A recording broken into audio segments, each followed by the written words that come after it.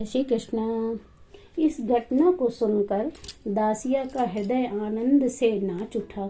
वे समझ गए कि भगवान प्रेम से दी हुई नीच जाति के पुरुष की भी भेंट स्वीकार करते हैं। अब वे स्वयं प्रसाद लेकर निसंकोच प्रभु के पास जाने का प्रचार करने लगा। नील चक्र पर प्रभु के दर्शन देने की बात भी उसे स्मरण हो आई। अब वे क्या लेकर नीला चल जाए। इतने में एक माली आम बेचने आया। सुंदर आमों को देखकर माली को मुंह मांगे दाम देकर उन्होंने 2 टोकरियों में उनको सजाया। कांवड़ बनाकर आमों को लिए वे पुरी पहुंचे। पके सुंदर आम लेकर बालिक रामदास को आता देख पंडों ने उन्हें घेर लिया।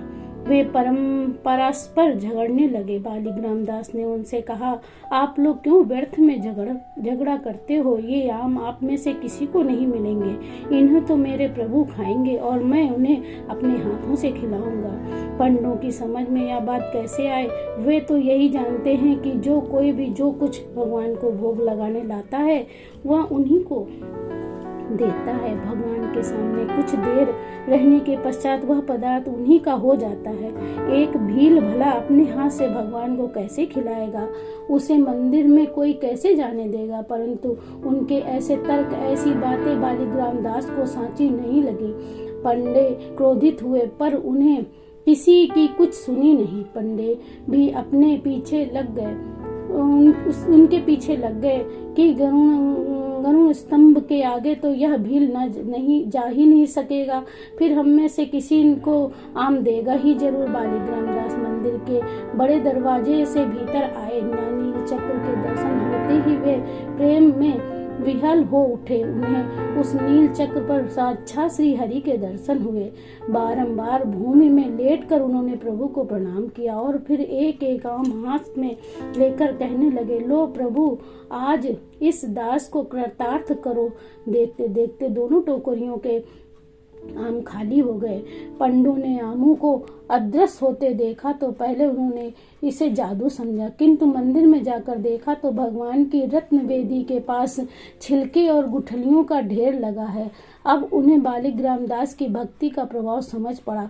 प्रभु की प्रसादी माला भक्त के गले में पहनाकर वे कहने लगे, भक्त राज तुम धन्य हो। हम लोग तो नाम मात्र के भगवान के भक्त हैं, सेवक हैं। जगदीश के सच्चे सेवक तो तुम ही हो। तुम्हारे दर्शन करके आज हम कृतार्थ हो गए हैं। बालिक रामदास इस सम्मान से घबरा उठे। पुजारी ब्राह्मणों के चरणों में गिर कर वे कहने लगे, मैं तो नीच जात का हूँ, मुझ में नाम को भी भक्ति नहीं है। यह तो भगवान की और उनके भक्त आप लोगों की कृपा का प्रभाव है। बालिक रामदास सम्मान से डर कर पूरी छोड़कर घर लौट आए, पर यहाँ भी उनका दर्शन करने के लिए लोगों की भीड़ लगी ही रहती थी। इससे उन्हें बड़ी लज्जा आती थी कि लोग उनको भक्त कहते हैं। उन्होंने घर के बाहर निकलना ही छोड़ दिया।